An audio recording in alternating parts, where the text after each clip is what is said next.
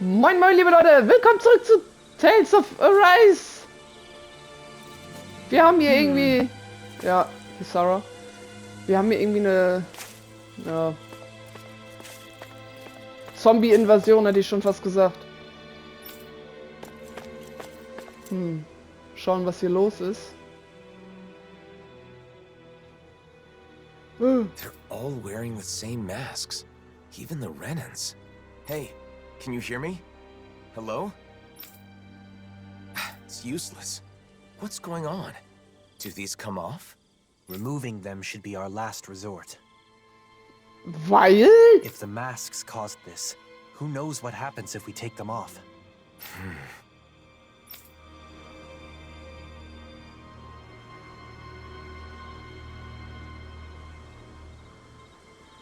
Schon ein bisschen gruselig.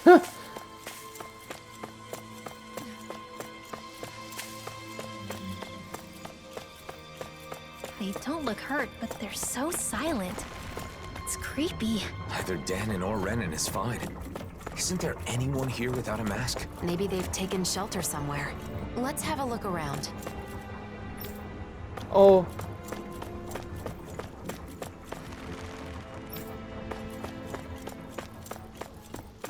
Huch. Die ist gerade aufgeploppt, oder? Einfach magisch, diese Masken. Hallo. Who is it? Bayfun? You're safe. What's happening? What was wrong with those people out front? Well... A while back, some very odd folk showed up in town. They were all wearing masks, but there were both renans and Dahnans among them. But that wasn't the weirdest part of the whole thing. Who do you think was leading them? I don't know. Who? Nazamil. What do you mean? How could Nazamil be leading them? It's exactly as I said. Only one person was wearing a different mask than the others, and it was her, no doubt about it. They called themselves Cow Basil. The one path. They said they had come to bring peace.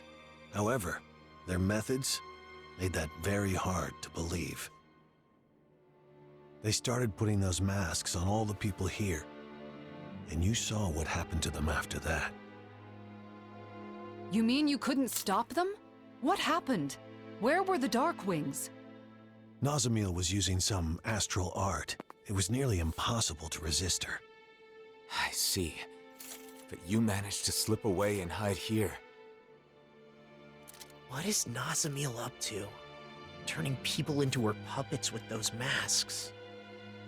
They say they bring peace. And I guess technically, they can't fight if they're all being controlled like that. Nazamil told us to be patient a little longer, didn't she? Whatever is going to happen, it must be imminent. Do you know where they were headed? Shinefall Woods, in Ganeth Harrows. I know it's odd, but when someone asked where they came from, that's where they said their base is. They're not even trying to hide?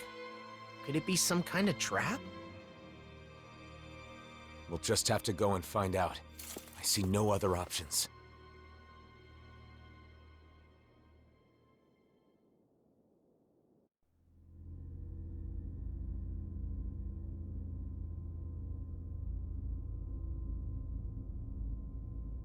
Phase 1's coming along well. Soon, Phase 2 will come. Everything is going perfectly. Just you wait.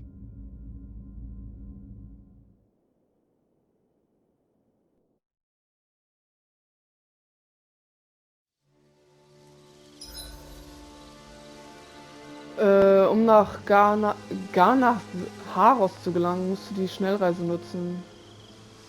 Okay. Alter. Also, als er fragte, wisst ihr, wer das angeführt hat, klar, das war jetzt nicht so überraschend, aber ich kann mir nicht vorstellen, wie Rinwell es schon sagte, dass sie das aus böser Absicht macht. Ich denke mal, da die ja ein bisschen sehr sozial verkommen ist, dass sie in Anführungsstrichen gute Motive dahinter hegt. Wisst ihr, was ich meine? Looks like we made it here in one piece. Aber wir helfen erstmal hier weiter den I Leuten. wonder if something happened.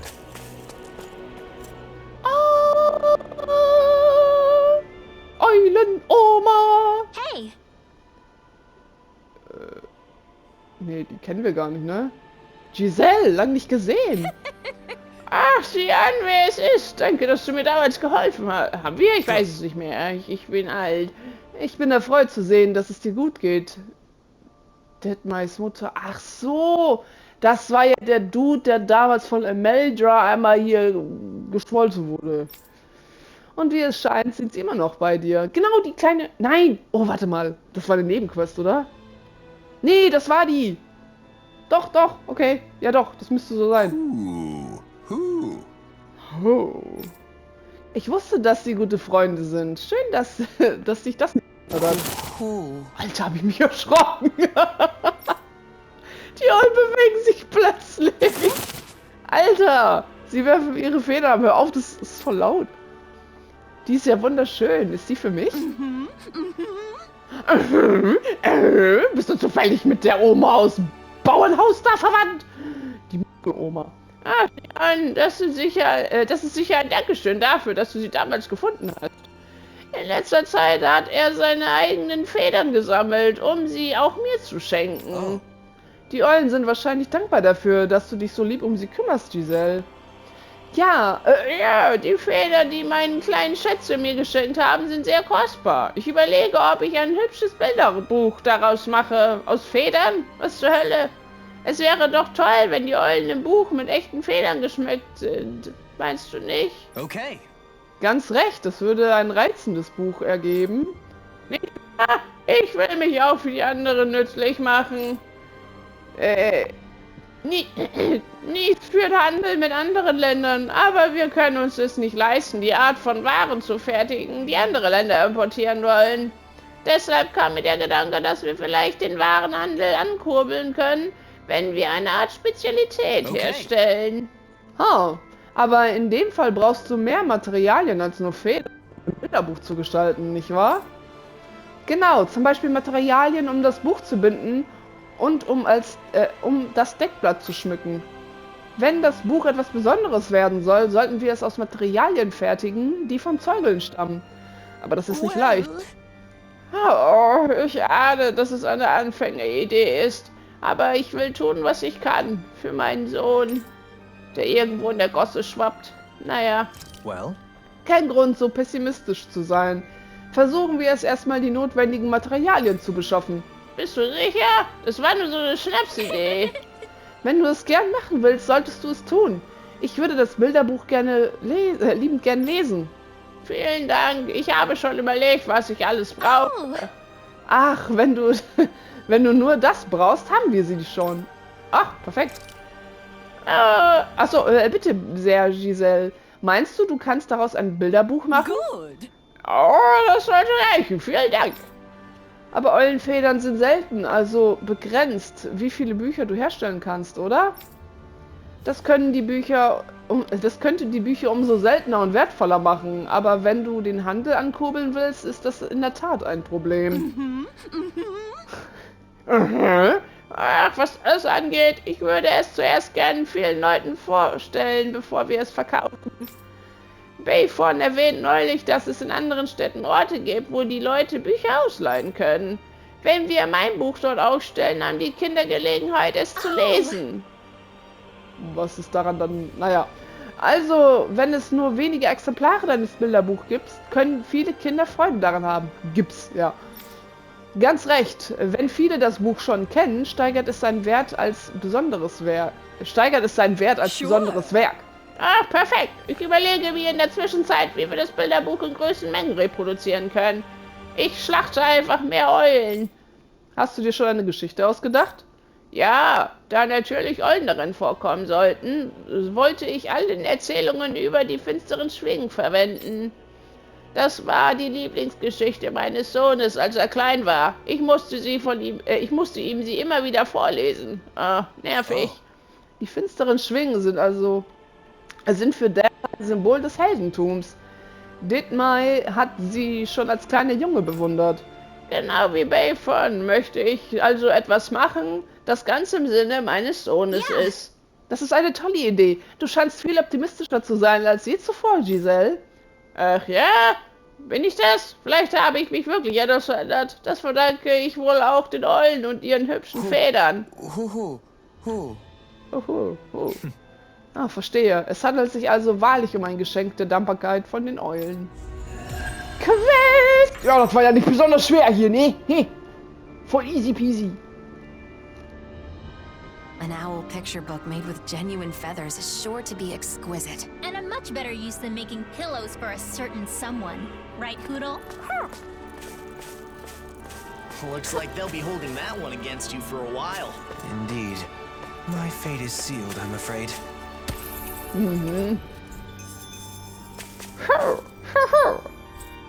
So. Alter. Wieso ist der jetzt gelb? Alphen? Oh, es gibt jetzt so viel zu tun. Ach, im Eulenwald war, glaube ich, noch. Ich hatte das beim Schneiden gesehen, dass da noch eine Cutscene war. Die hatte ich aber nicht gesehen. Kriegen wir die noch? Ja, Ehekrach. Wow, this place hasn't changed a bit. Hmm? Is it just me, or does the mood here seem a bit tense? What?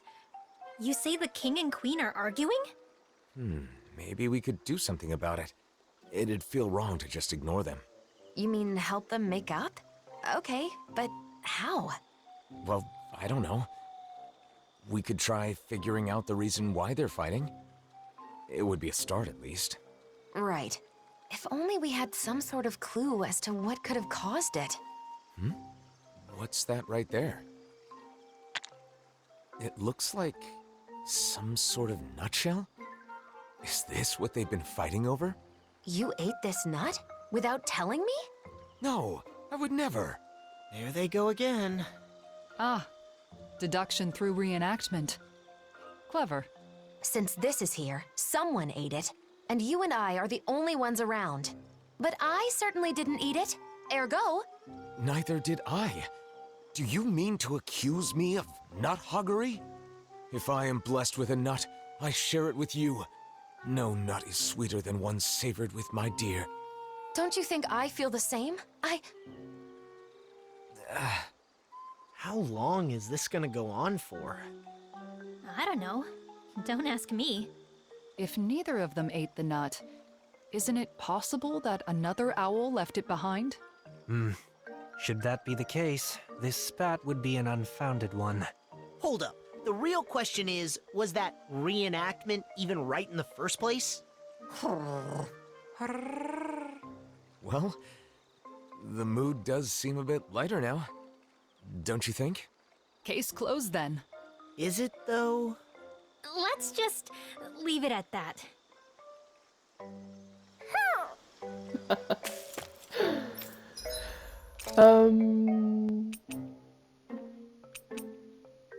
Guck gerade, haben die hier irgendwas? Wie viel Kohle haben wir? Wir haben so viel Kohle. Können wir uns mal zwei. Das war ganz schön teuer. Did we really just spend that much money? Ja. Tut mir leid. Ich habe das ein bisschen unterschätzt. Ach, okay. Warte mal, wo sollten wir hin? Ah, okay. Wir gehen aber erstmal zum Gelben hier. Ich möchte gerne wissen, warum der gelb ist. Ach, da. Okay. Ich dachte erst, okay, vielleicht ist es ja wieder so eine wiederholte Quest mit den Geschwistern. Dass die wieder was von uns wollen. That was quite the little adventure we went on. Dup, dup, dup, dup, dup. Ach, die schöne Stadt. I sense a poor soul who is in dire need. Sounds like our cue to step in and help. Ich stehe ganz... No, doch nicht mehr so steif da.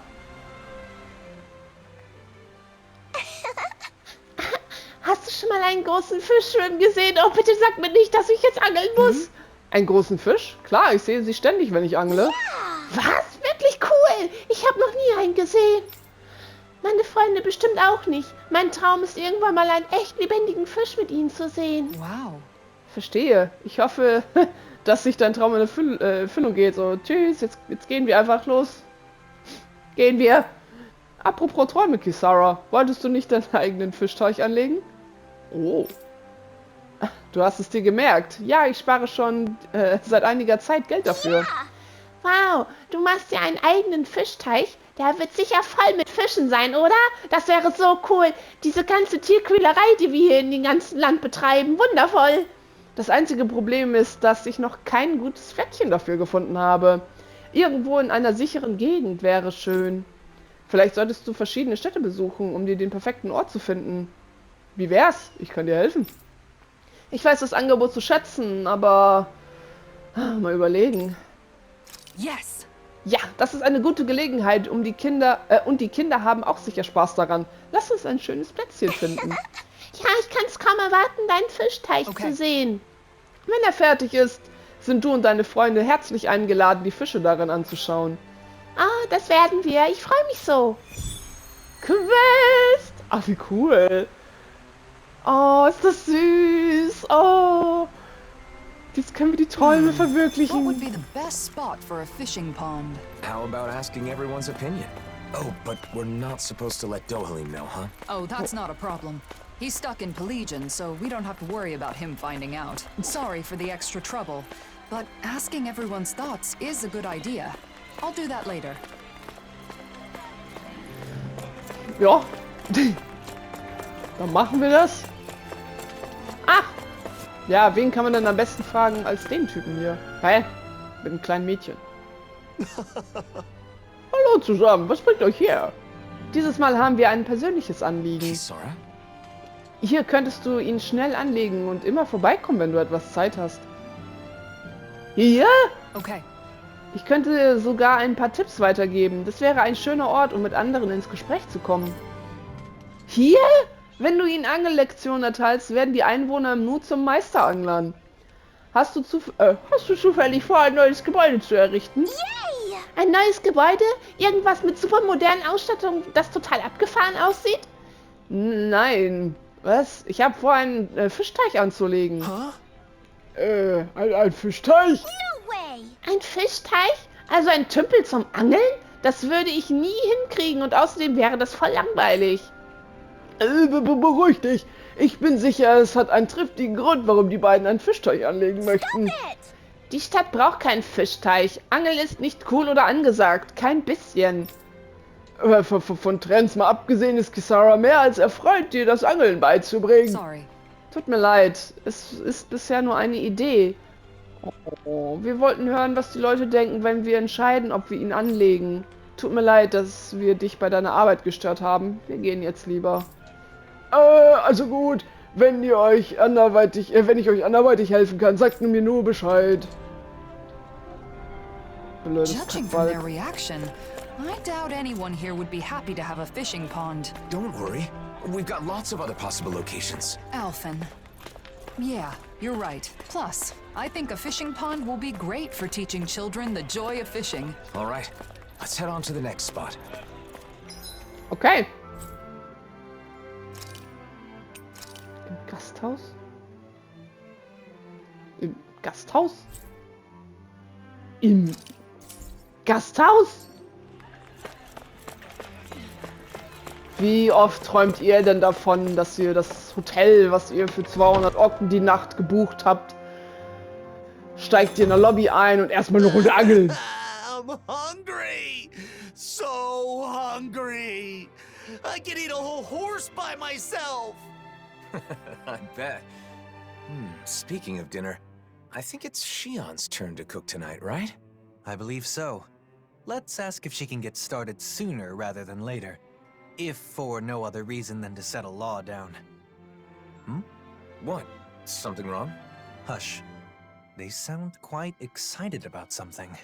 From what I've heard, a lot of people have been copying Kagari and Notio's wedding ceremony from last year. Yeah, it's a traditional Renin ceremony, but ever since they got married, it's gotten super popular, even among Dahnäerin couples. The whole thing was just so lovely. It was my first time attending a wedding, but I can definitely see the appeal. Lovely, yeah. Oh, and all the food they served was delicious too. I know, there was so much food, but everything they served was carefully chosen. And you could taste the care put into every bite. And the flowers. The arrangement they chose for Kagari's bouquet was a perfect fit for her. Also, during the banquet after the ceremony, Kagari and Notio were telling me the whole story about how they found their new house. They said it was okay if it was simple and bare bones. They just wanted a warm place where they could spend their days together. I want that too. A joyous ceremony for a loving couple starting a new life together. I guess dreams really can come true. It was a perfect day. Sounds like someone may have been taking notes. No, it's not like that. Anyway, Kisara, how about you? Me? Well, I certainly don't think marriage is the most important thing in life. That said, I'll admit having a wedding ceremony does seem nice. Really? It sounds like you both feel the same way then. Oh, speaking of which, Kisara, do you remember what you said at Kagari and Notio's ceremony? About the bouquet toss? You mean how if you can't catch a bouquet, you'll end up always being single and alone? Yeah, I'm sorry about that. As it turns out, that isn't true at all. What? It isn't? Apparently not. I actually just found out recently myself. I'm really sorry. I shouldn't have mentioned it without checking first. This is quite an interesting conversation, in more ways than one. Seriously? Who cares about weddings and all that kind of stuff? Let's go already, I'm starving! If we must. Personally, I feel it's rather boorish of you to spoil their fun. Hey, you guys talking about weddings? Oh, you three are finally back. Yeah, it turns out weddings are all the rage these days. I have heard the same. There is no denying that Notio and Kagari's ceremony was a delightful occasion, filled with warmth and understanding. That's for sure. Even after the ceremony was over, Shion just kept going on and on about how nice it had been. I don't know about that. Really? I guess I never realized. Law must be misremembering, that's all. Anyway, I've got a dinner to make. Seems like it's a bit of a touchy subject for her. It would probably be best not to press her on it. What is it, Alphen? Is something the matter? No, sorry, I'm just realizing that there's so much I don't know. I had no idea that weddings were popular, that Shion was so interested in them. Any of it. Don't let it get to you. Paying attention to such things is simply not in your nature. Damn, Dohalim! Are you trying to cheer the poor guy up or rub salt in the wound? No, it's fine, Law. Dohalim is right. Still, it's something I need to work on. Otherwise, it could get me into real trouble in the future. Maybe someday I'll, find someone I want to marry. If my bride is someone who cares deeply about the wedding ceremony, then that means it should be important to me, too. I don't want to use my own ignorance as an excuse to make my bride-to-be do all the planning. That would be a huge burden for one person to carry, right? That may be the case, but I'm still not sure what you're getting at. I just think that it's important to know about weddings. Not only weddings, but marriage in general. I need to learn more about them so I can be prepared. I want to do some research and fill in the gaps in my knowledge. That way I'll have the confidence to help out and make informed decisions when the time comes. But I've never done something like this before. I have no idea where to even begin. So... You're saying you want us to help you out? You got it! To be honest, I don't really know that much about the subject myself, though. Thanks, Law. Oh, speaking of which, you should definitely make sure to ask Shion for help. There's probably nothing about nuptials that she doesn't know. No. Sorry, but I, want to keep this a secret from her. Because, I'm doing this for my own benefit. so I want to do as much of it as possible on my own, without being a burden on anyone else. I realize I'm asking for some assistance from all of you guys, but I don't want to bother Xion with this. If I did, then I'd end up relying on her too much. I really want to avoid that. So, I want to do this research, but I also want to keep Xion from finding out about it. Can you help me? Whoa, that was a whole lot of words. But I think I get what you're trying to say. You could have just said you don't want to cause trouble by not knowing anything, because you finally decided you want to marry Xion. Ow! You need to work on your filter law. You don't have to say every thought that pops into your head. You aren't a little kid, are you? Ah! Oh, sorry. My. Those growing pains can sure pack a wallop. At any rate, I think I speak for all of us when I say we are sympathetic to your cause. We shall assist in your research and keep it to ourselves. You should go about this endeavor in your own way. If you do not wish to involve Xion at this time, then so be it. But be mindful that should she find out, you'll likely need to explain all of this to her.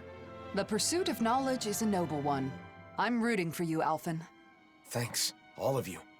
I'm gonna take advantage of this opportunity to gather as much info as I can.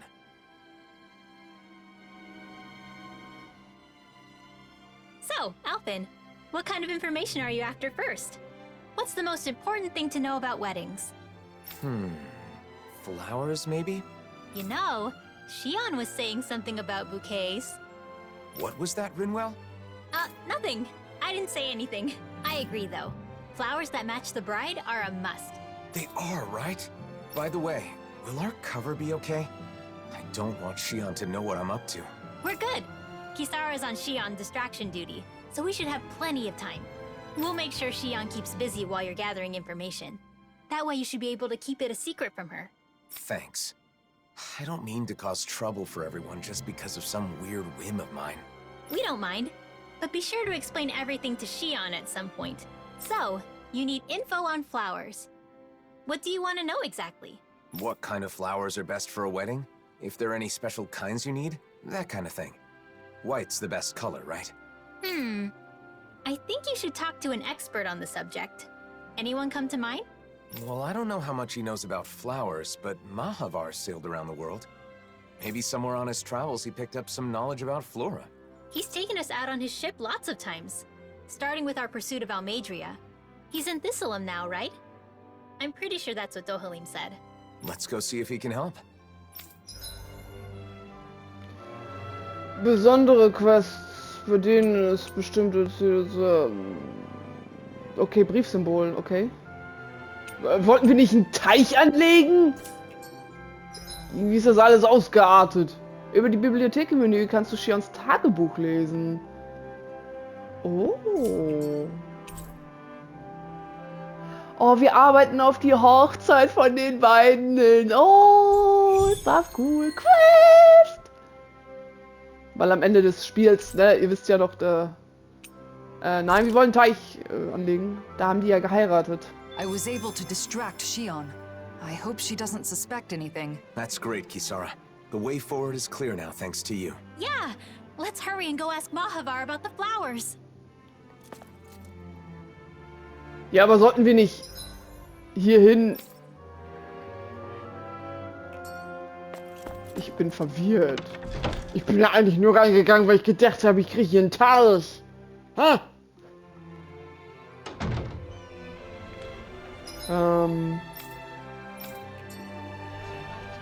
Ach nee, da und jetzt Dreieck, genau. Kisara. Ah, okay, hier im Schneegebiet ein Teich. Ja, kann man machen. Aber da hat man ja nur eine begrenzte Auswahl an Fisch, oder? You finally made it. Wir können ja nicht jede Spezies hier haben. Hallo! Ah, hier ist es echt idyllisch. Wir können schon eine Runde angeln. Hey, Aber lass uns mal hören, was die Leute meinen. Entschuldigen Sie, hast du einen Moment? Ich hab dich geduzt und gesiezt.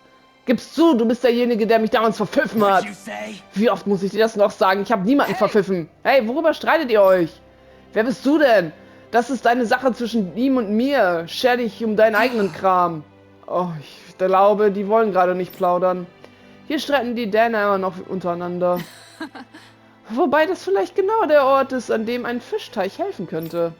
Wenn sich die Leute aufs Angeln konzentrieren, beruhigen sie sich vielleicht und erlangen etwas Klarheit. Wenn man angelt, ist der Verstand klar und konzentriert. Wenn man nicht angelt, denkt man über das Angeln nach. Oh. So lernt man seinen Alltag zu reflektieren. Es ist fast meditativ. Wow. Klingt echt schön. Ich wusste nicht, dass beim Angeln so viel dahinter steckt. Selbst wenn man nichts fängt, lernt man viel über sich und die Welt. Ist das nicht großartig? Ja. Aber wenn wir einen Teich anlegen und in dem man keine Fische fängt, wird er vermutlich nicht sehr beliebt sein. Oh, entschuldige, ich habe mich wieder nicht bremsen können. Vergiss, was ich sagte.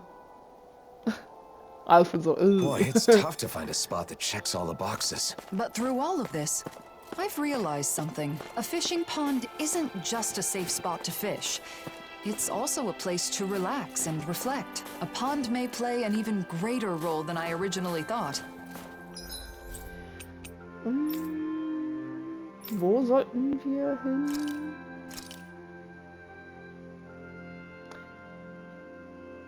Da... Nein. Da war übrigens das Pärchen, über das geredet wurde, bezüglich der Hochzeit. Eulenwald? Hey, wo müssen wir denn jetzt hin? Chillon? Alphen. Blumen?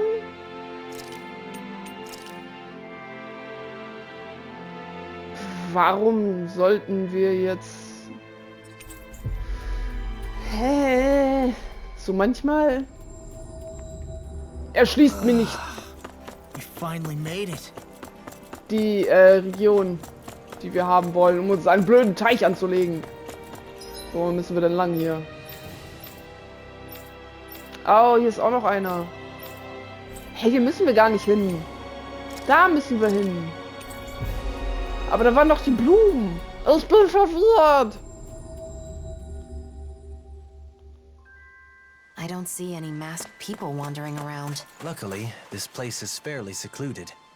It seems Cal Basil's influence hasn't reached it yet. Ist das Pärchen hier eigentlich irgendwo? Nö. Guten Tag. Mahavar, can we have a minute? Jetzt machen wir die Hochzeitsquest. Oh, Alphen! How you been? Ich bin auch so unaufmerksam. What's with the serious face? Tja. I've come to glean some of your worldly knowledge. Do you know what kind of flowers are best suited for a wedding ceremony? Flowers? For a wedding? Das ist eigentlich auch meine erste Idee. Wenn ich eine Frage zu Blumen habe, frage ich auch einen Seefahrer. Yeah. Do they need to be a special kind? Any practical information you have would be helpful. I think some kind of pretty white flowers would be best. Whoa there, hold on just a minute. I'm glad you thought of me for advice, but, you know, I'm not really the flower type. Oh, can't you remember anything? It's super important. If the flowers are for a wedding, then why not just use whatever kind of flowers the bride and groom both like? There's no particular type that I like. Heck, I barely even know the names of any flowers. Wait, Alphen, it's your...